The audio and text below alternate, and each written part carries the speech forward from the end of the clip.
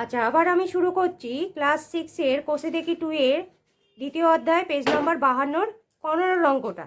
15 অঙ্কটাতে কি আছে বলেছে, সমীর বাবু সম্পত্তি বিক্রি করে 35629850 50 টাকা কি করেন পান।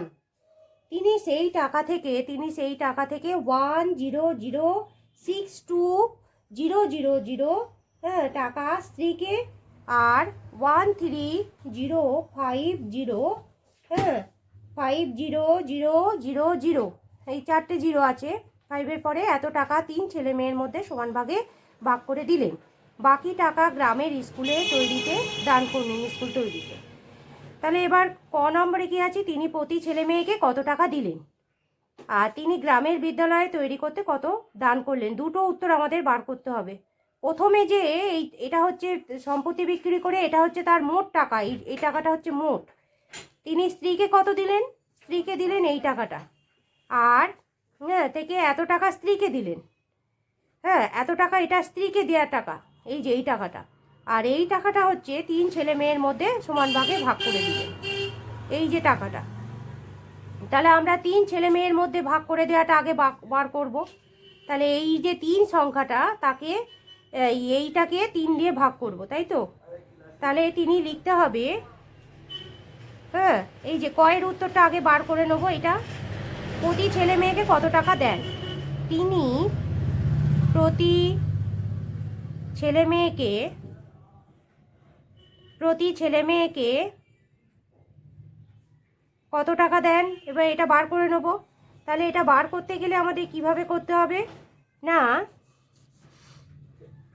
এই যে সংখ্যাটা যেটা আছে, এই সংখ্যাটাকে কি করব, এই সংখ্যাটাকে আমি 3 দিয়ে ভাগ করব। এখানে 3 লিখে দিলাম, 130500000। এই সংখ্যাটাকে আমি কি করব না ভাগ করে নেব। 1305000, কটা জিরো আছে এখানে, কটা জিরো আছে, 4খানা জিরো আছে, 4খানা জিরো, 1 2 3 4, 4টে জিরো। এবার এই যে জিনিসটাকে ভাগ করব, তাহলে এটা আমাদের ভাগ করলে কত দাঁড়াচ্ছে না, আমাদের কি দাঁড়াচ্ছে, 3 4 12, ঠিক আছে, 3 4 12, 1 নামলো, 0 হলো, 3 তিরিকে 9, 1 হলো, এই 5টা নামলো, 3 5 15 হলো। আচ্ছা, এবার এই জিরোগুলো দিয়ে আর অঙ্ক করব না, এই জিরোগুলো সব আমার কি হয়ে যাবে, এখানে চলে যাবে। কটা জিরো যাবে, 1টা 2টো 3টে 4টে জিরো ছিল, 4টে জিরো আমার ওপরে চলে গেল, ঠিক আছে, এই সংখ্যাটা। তাহলে আমাদের সংখ্যাটা কত বেরোলো, 3 ছেলে মেয়েকে কত দেন, তিনি এটা বেরিয়ে গেল।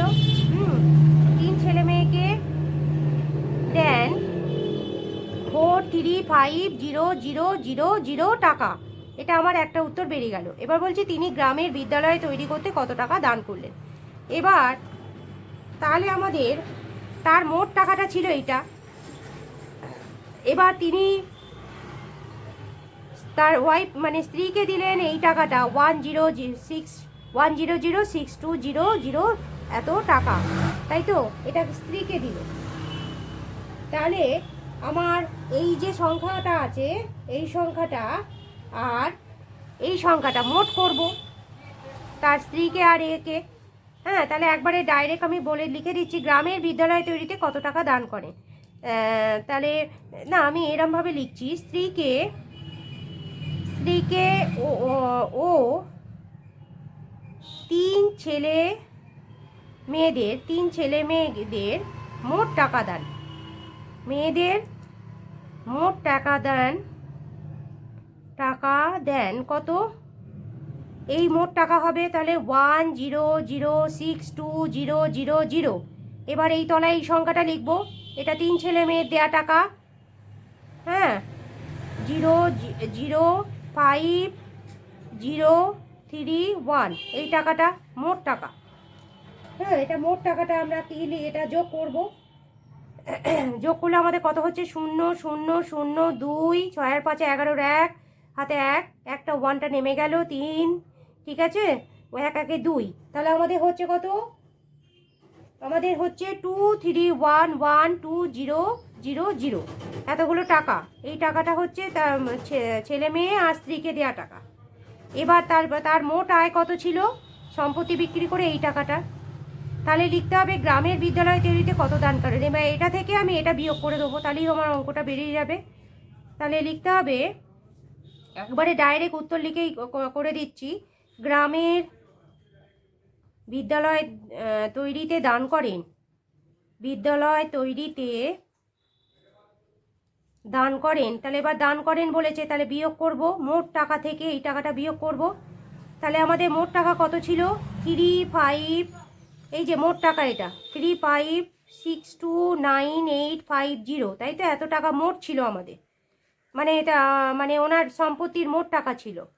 হ্যাঁ, তা এবার স্ত্রী ছেলে মেয়েদের দেওয়ার পরে এই টাকাটা পড়ে রয়েছে, এটা এটা তাদের মোট টাকা, স্ত্রী ছেলে মেয়েকে দেওয়া টাকা এটা 21132। এবার আমি বিয়োগ করব, এটা বিয়োগ করলে আমাদের কত দাঁড়াচ্ছে? 058, এটা কত হবে? 7, তাই তো? এটা হবে, হ্যাঁ এটা হবে 7, এটা 1 হবে, এটা 5 হবে, আর এটা বিয়োগ করলে কত হবে? এটা 2 হবে, এটা 1 হবে। তাহলে আমাদের দাঁড়াচ্ছে 12517,850 এত টাকা। ঠিক আছে, হয়ে গেল, এই অঙ্কটা কমপ্লিট হয়ে গেল।